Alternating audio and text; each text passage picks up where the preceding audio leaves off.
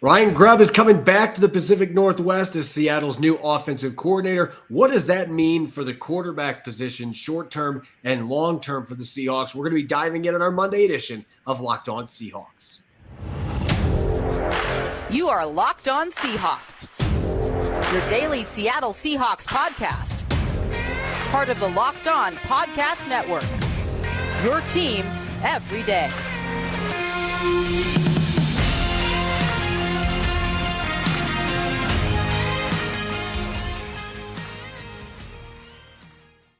Greetings, 12. This is Corbin Smith, host of the Locked On Seahawks podcast, your daily Seahawks podcast, part of the Locked On Podcast Network, your team every day. A special thanks to all the 12s out there, as always, for making Locked On Seahawks your first listen 5 days a week. Both me and my co-host in crime, Rob Rang, greatly appreciate your daily support here. Ryan Grubb, they haven't officially announced him as the offensive coordinator for the Seattle Seahawks, but Mike McDonald made it sound like it is a done deal. Speaking on Seattle Sports 710 today, what does Grubb's arrival mean for the quarterback position, both this year and beyond in Seattle? We'll be diving in, plus our Monday mailbag segment and the first mock draft Monday of draft season. We've got 3 mock drafts that we're going to be diving into. First round picks, some exciting players that are being mocked to the Seattle Seahawks at different positions. So we got a jam-packed episode coming your way. Let's get to it. Now for your lead story here on our first post-Super Bowl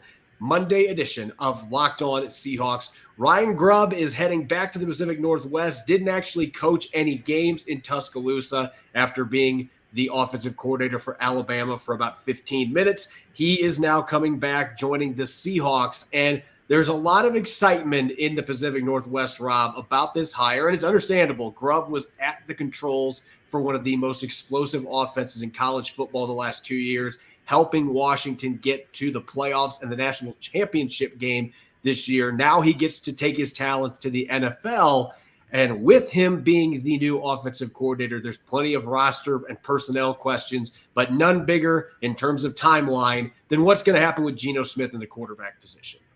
Yeah, that's obviously the elephant in the room. The Seahawks have a decision to make here with Geno Smith's contract up, essentially, in terms of the option.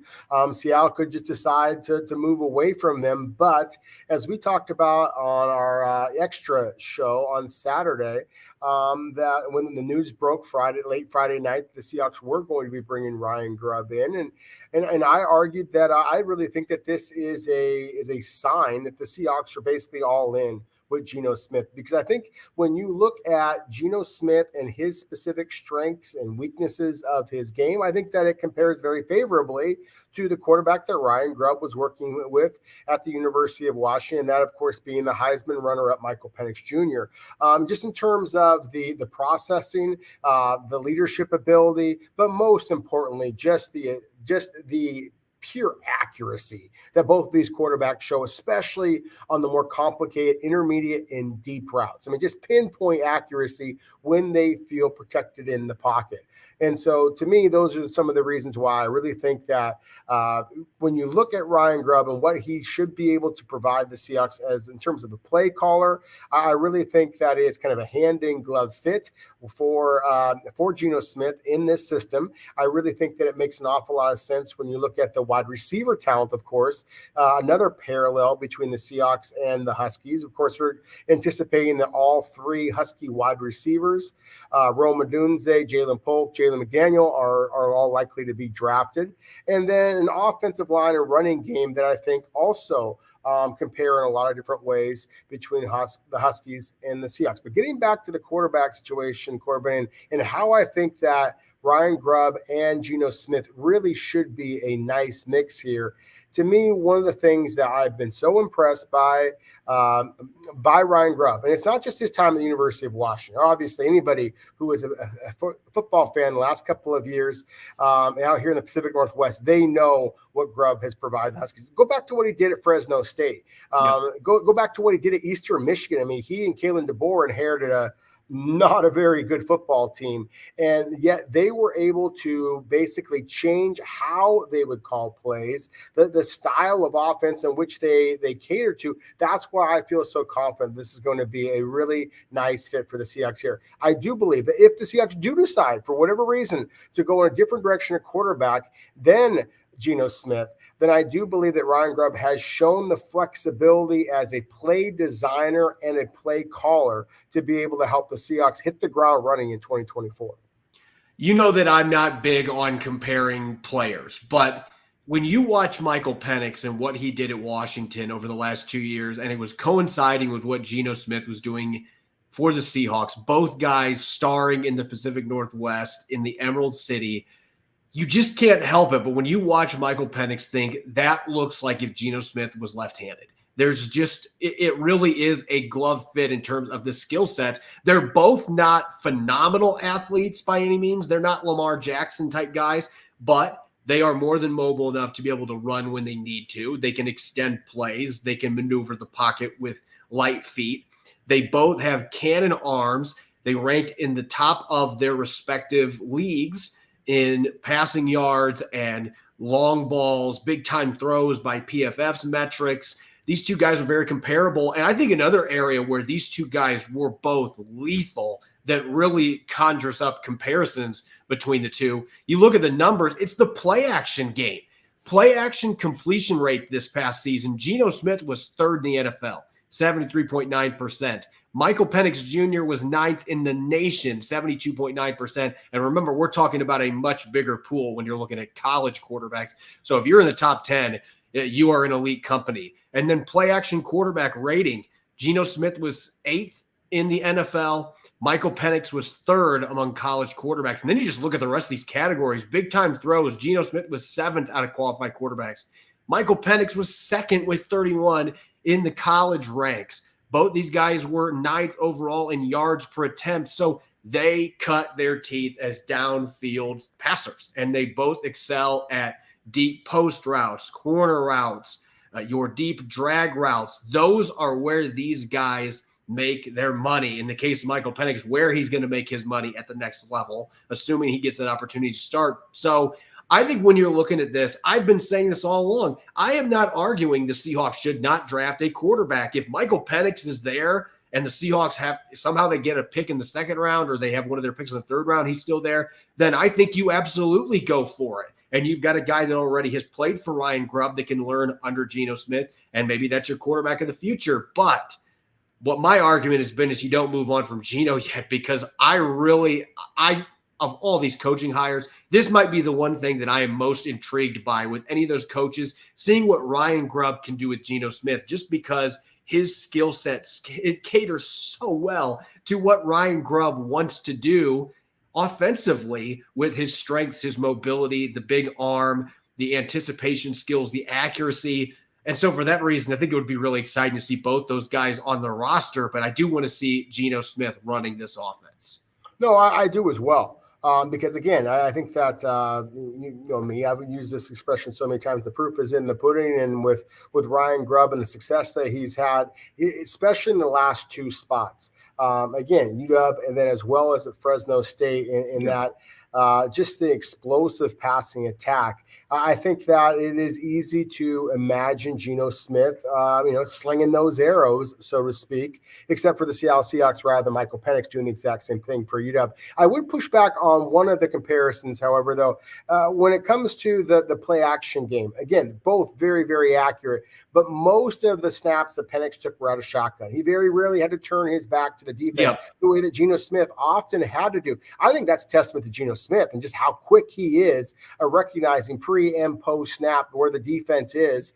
And so I think that Geno Smith should be able to, again, be very successful almost immediately in this system. Whereas I do think that Michael Penix is going to have a little bit of a transition in that regard. That's one of the reasons why I thought it was critical that he go down to Senior Bowl and show that he could be more successful. They could be successful in more of a traditional pro style offense. One final point about these two quarterbacks, and I think it's a similarity about the two, but it's also something that's a little bit of a wart, frankly, for both of them. And that is when you start to hit these two quarterbacks, like a lot of quarterbacks, but with these two in particular, if you get in their face quickly, they do struggle a little bit. That's why I would, again, push back against the idea of perhaps a Penix at number 16 overall. I think it's critical that the Seahawks improve the blocking, especially in the interior. Otherwise, it doesn't matter, frankly, who the quarterback is. I do think the Seahawks are going to struggle to keep that quarterback upright if they try to throw the football as much as Ryan Grubb has done, again, at UW, Fresno State before as well. Geno Smith's got that $12.7 million base salary becoming guaranteed on Friday, so we will have some clarity on where his future stands as early as Thursday, seeing where things stand with him and the Seahawks. But based on what Mike Macdonald has said, including this morning, he said that Drew Lock, interestingly, and Geno Smith are the two players that he has really had correspondence with so far. The things that Macdonald said earlier than that, it really looks to me like they are prepared for him to be the guy this year. And Ryan Grubb, again, has an offense that I think really fits well with Geno Smith. We'll see what else they do at the quarterback position, assuming number 7 is still on the roster. All this stuff is going to start coming to fruition here pretty soon with just a month until NFL free agency. Up next, we're going to answer your questions on our Monday mailbag segment. Don't go away. You're listening to the Locked On Seahawks podcast. This episode is brought your way by Prize Picks. Prize Picks is the largest independently owned daily fantasy sports platform in North America, and it's the easiest and most exciting way to play daily fantasy sports. Is just you against the numbers. You don't have to battle thousands of other players, pros, sharks. You pick more than or less than on 2 to 6 player stat projections and watch the winnings roll in. Prize Picks is so simple to play. You can make a submission in less than 60 seconds. And now with football season over, it's demon time on Prize Picks. You can now win up to 100 times your money with as little as 4 correct picks. You can turn $10 into $1,000. Demons and Goblins are the newest and most exciting way to play at Prize Picks. Squares marked with red demons or green goblins get you different payouts. You can now win up to 100 times your money with as little as 4 correct picks. And if you want to play alongside some of your favorite Prize Picks players like rapper Meek Mill, you can find those people in the community plays under the promos tab of the app to view the entries. So the biggest names in the Prize Picks community. Prize Picks is an absolute blast each week, and it's an easy way to enjoy daily fantasy without any hassle and land quick winnings. Go to prizepicks.com/LockedOnNFL right now and use the code LockedOnNFL for a first deposit match up to $100. It's prizepicks.com/LockedOnNFL and use the code LockedOnNFL for a first deposit match up to $100. Prize Picks, daily fantasy sports made easy. You're listening to the Monday edition of Locked On Seahawks. This is your host, Corbin Smith. Glad to be joined, as always, by my co-host in crime, Rob Rang. And a special thanks to each and every one of the 12s out there. Thank you for making Locked On Seahawks your first listen 5 days a week. We greatly appreciate it. As we do each and every Monday, we open up the mailbag, and we got some fun questions on X and Threads. Let's get to it. And our first one for you, Rob, and we're sticking with the coaching situation here. This was actually meant for me, but I'm going to have you answer this question. What do you think will be the biggest change that John Schneider and Mike Macdonald will make regarding player personnel? This coming from Mark Grubb 1 on X. Well, I think this is such a wide open question, Corbin. But to me, I think that based on what we have seen from Mike Macdonald in Baltimore, based on where I think are the current, frankly, salary cap restrictions that the Seahawks have right now, I think that they have to do something at the safety position.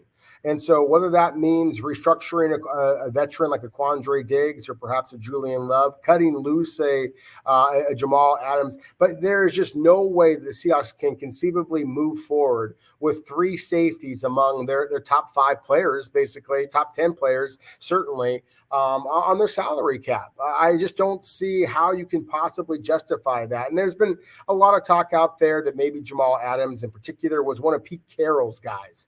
I think that Mike Macdonald right now doesn't have any guys for the Seattle Seahawks. I think he is going to basically come into this with a completely open slate. And the reality is that the money that these players are owed just is not translating into enough success. So I think that priority number 1, besides the quarterback position, which We talked about that just a moment ago. I think has to basically be the deep quarterback on defense, that being a position that under Mike Macdonald, the Baltimore Ravens absolutely excelled at. I think the Seahawks are going to try to excel, but also do it at a cheaper rate in 2024.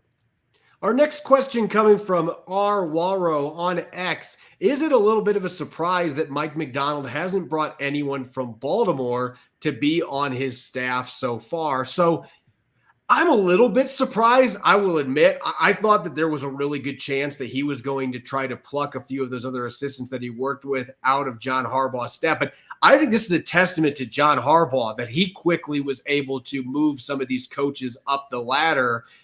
For example, he ended up replacing Macdonald with Zach Orr, who was the linebacker coach the last couple of years in Baltimore. Somebody that was already on the staff quickly elevated him to defensive coordinator in Baltimore. So you didn't have to worry about him becoming the defensive coordinator in Seattle and having to replace two coaches. I thought T. Martin was going to be in the mix for the offensive coordinator spot, but it's clear at this point that Mike Macdonald had his eyes, his radar on Ryan Grubb this entire time, even before he had a head coaching job. And so, he's going outside the box a little bit. He isn't just relying on people that he worked with in Baltimore. And the other thing that I will say is there is somebody that was hired that he worked with in Baltimore, and that's Leslie Frazier. He has a mentorship role with him, as well as the fact that they coached together for a season in Baltimore in 2016. So it isn't as if he doesn't have anybody on the staff that he had prior connections with. Their new linebacker coach as well, he coached with at Georgia. So there are guys he's coached with on the staff, just not those quick fits that are coming over from the current Baltimore Ravens coaching staff, as some expected would be the case. Rob's going to love this next question from Balk Seahawks. Who do you like more as a round one pick, JPJ or Fatanu from Washington? We're talking about two of the absolute best blockers in this year's draft class, Corbin. So that is a tough question. I personally think that center and guard are bigger areas of concern than tackle is. And Troy Fautanu is anticipating playing at the left tackle position in the NFL. That's where he excelled for the Huskies. That said, having stood right next to Fautanu at the Morris Trophy Award and really just kind of getting a feel for his frame, his physicality, his mentality. Look, I think that Jackson Power Johnson is going to be a terrific football player. And again, I do think that center and guard are more important positions, but I think that Fautanu can play those positions as well as tackle. And so I'm going to kind of lean a little bit more Troy Fautanu. Again, I think that JPJ is going to be a really good football player, but I think that he is a player that's more likely come off the board somewhere between, say, 16. I think that's about his ceiling, to perhaps a little bit later in the first round. Fautanu, I wouldn't be surprised at all if he's long off the board at number 16 overall. Yeah, two really exciting players from the now defunct Pac-12 conference that have different skill sets, but they both offer a ton of versatility and likely will be gone in the first 20 or so selections. Continuing with draft talk, this next one from Leo DL11 on X. If the Seahawks were to stay at 16, would you rather they go D-line or O-line? So normally, Rob, I would answer this question, well, who's available? And that's still going to be part of the equation. We don't know who's going to be on the board there, but it's a little different circumstance right now. I look at Seattle's roster. I think there's now a fairly good chance that Leonard Williams is re-signed. And if you bring back Leonard Williams to go with Jaron Reed and some of the other players the Seahawks have in the front line, Mike Morris coming off injury, playing for his former coach at Michigan, I expect is going to have a bigger role. I just look at that D-line and I don't feel like it's as big of a need. And then the other side of the ball, offense, your three starters at guard and center from last year are all going to be free agents. And who knows if any of those guys are going to be back. And as you and I have talked about, this is a very good offensive line class. So I would say right now that I'm keeping my fingers crossed that one of those top linemen, maybe one of the two that you just broke down in that last question, is going to be there at number 16. And if that's the case, I'm swinging the fences for help on that offensive line every single time. Our next question here, Rob's going to like this one. Best Super Bowl commercial last night. This is from Francis D412 via X. And I will admit, Rob, I don't know how you feel about it, but I do feel like the commercials have not been as good the last 5 or 6 years overall. But there were a few good ones last night. Oh, definitely. I thought that it was actually a little bit like the Super Bowl game itself. I thought that they kind of started off slow, and I thought maybe they were a little bit more entertaining after halftime. To me, I'm kind of a sucker for celebs kind of laughing at themselves. So I believe it was a Dunkin' Donuts one, but with Ben Affleck and Matt Damon and Tom Brady and Jennifer Lopez and Fat Joe. There's a hip hop reference for. I mean, I thought that one was kind of comical. That was the one that immediately jumped out in my mind. Yeah, there were two that jumped out to me. I loved the Tyler Lockett commercial. I know a lot of Seahawks fans were like, "What is this?" But seeing him squawking and getting ready to fly in the air on that YouTube TV Sunday Ticket commercial was pretty funny. Personally, I don't know. Maybe this is just my sense of humor, but Michael Cera doing the lotion commercial, I was in near tears because just the way that it was worded, and you were talking about a commercial that really pushed boundaries with double entendres. I just thought that one was really good. My wife thought it was funny too. That was the one that had me laughing the hardest last night. And let's get back to football real quick. One more football question here coming from Tony W145.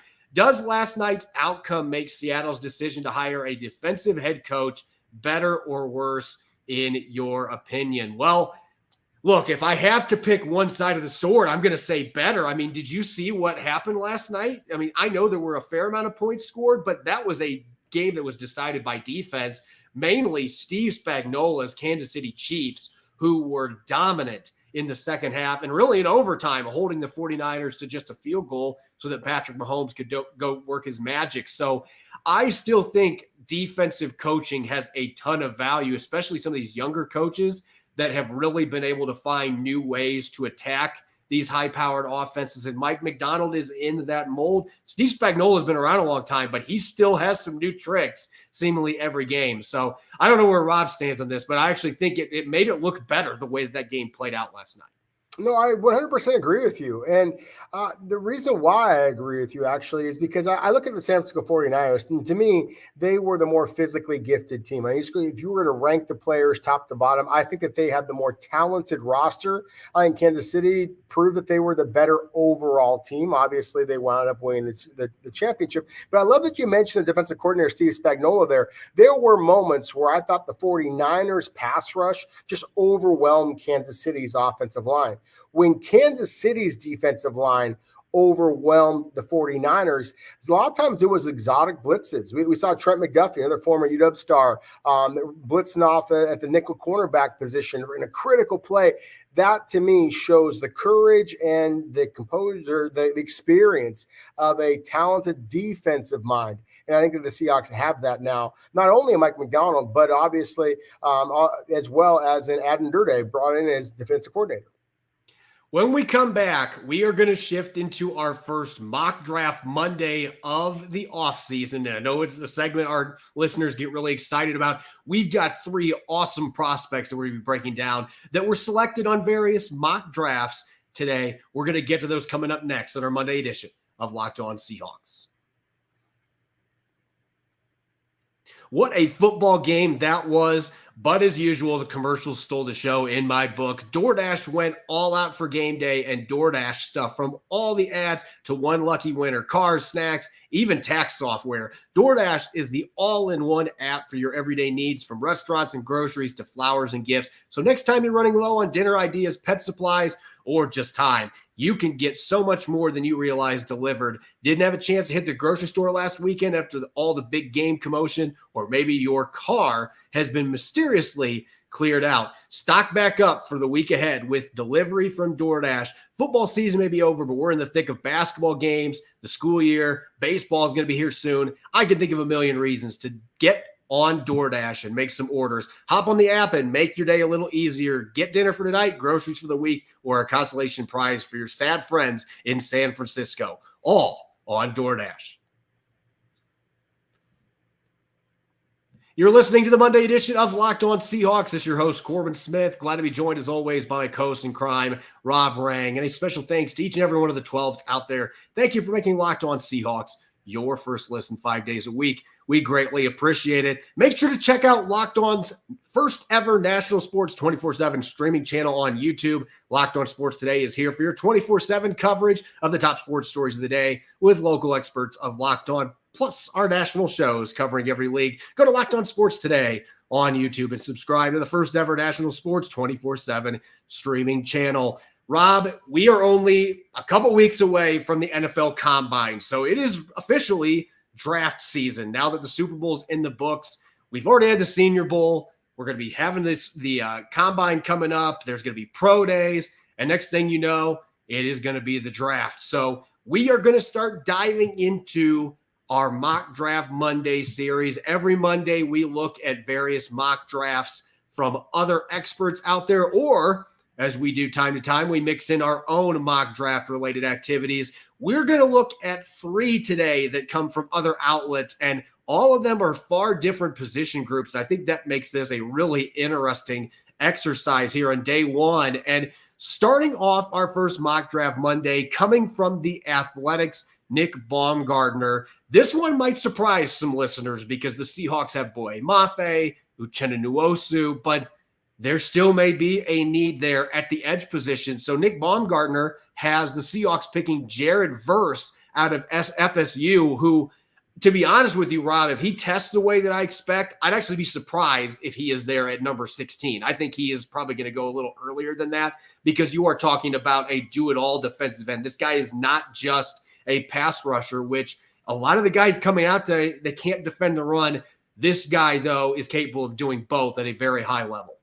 Yeah, he has. And he's done the last couple of seasons at Florida State. Originally was at Maine, I believe. A smaller school, had a great deal of success there, transferred in as a high-profile, transfer portal guy, and just hits the ground running. It was absolutely spectacular. His statistics are more impressive 2 seasons ago than they were this past year, Corbin. But, Florida State finished as the ACC undefeated champions, of course.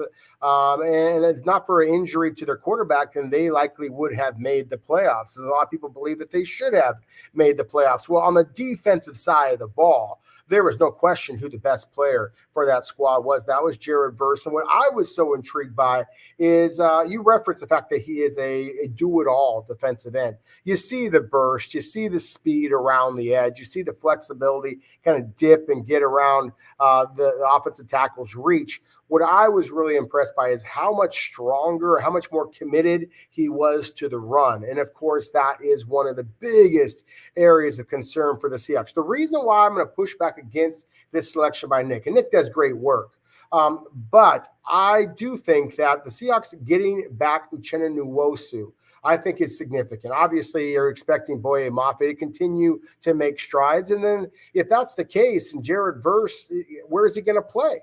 I think that Uchenna Nwosu, Jared Verse are likely to play the same spot. Now, if Seattle is going to suddenly use a more traditional 4-man front, and they're going to have Verse as a traditional defensive end and Boye Mafe as an outside linebacker, perhaps that's different. But I just think that if they're going to go on the defensive line this year, I think they're going to have to go on the defensive tackle spot, more of a big body kind of a lineman rather than another edge rusher. Again, because of the fact that I believe in the upside of Boye Mafe and the return to health of Uchenna Nwosu.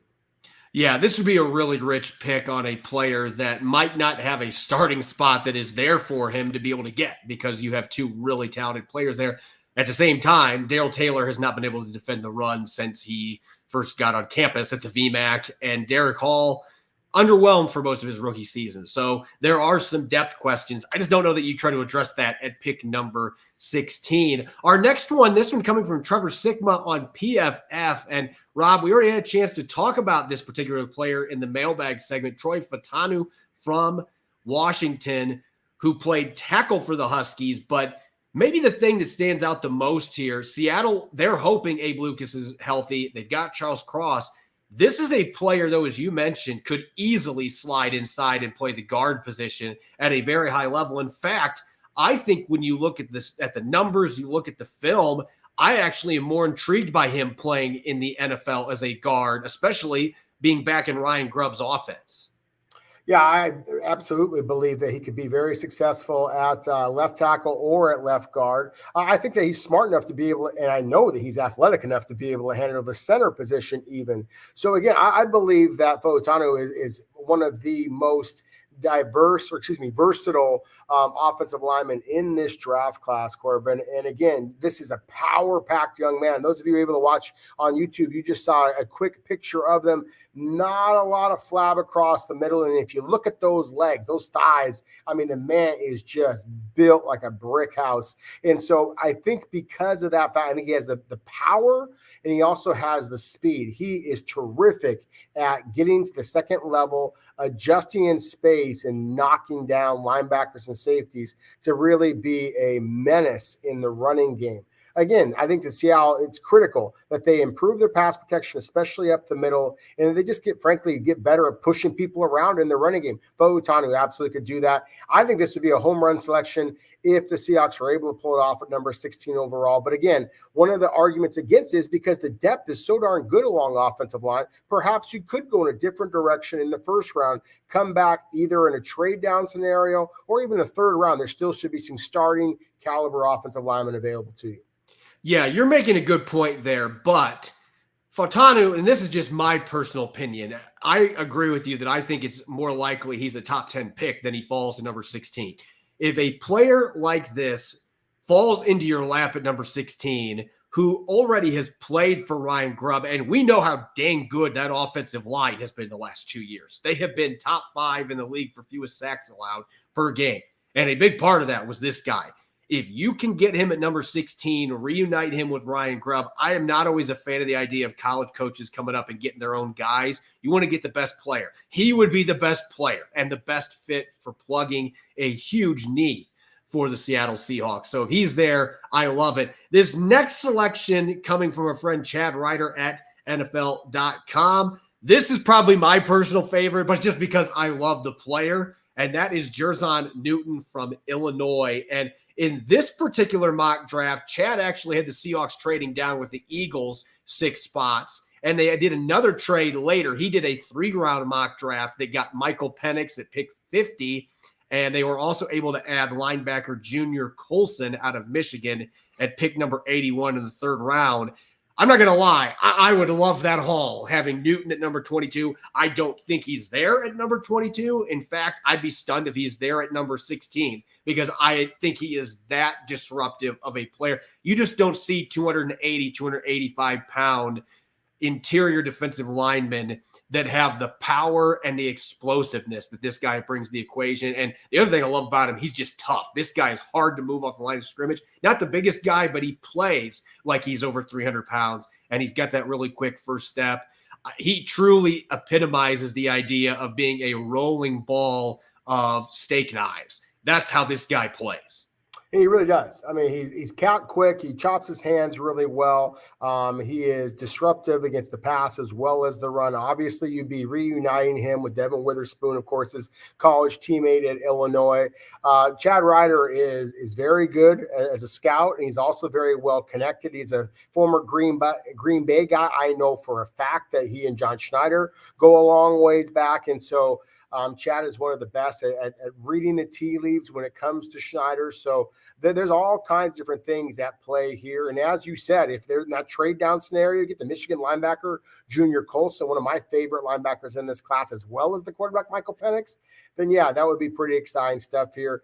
You mentioned something a little bit earlier, though, that I think would be the reason why I would push back against this possible idea, and that is just the future of Leonard Williams. If Seattle does bring Leonard Williams back, knowing that they have Mike Morris returning, knowing how well that Jaron Reed played, knowing the upside that is Cameron Young, another rookie who played last year for the Seahawks, I really think that the Seahawks have bigger areas of concern then shoring up a defensive line that frankly has enough talent that now that you're bringing in a defensive-minded head coach and a defensive coordinator in Durde who has a track record of developing these types of players, then I really do think that the Seahawks would have to try to allocate some of these premium resources in a different position.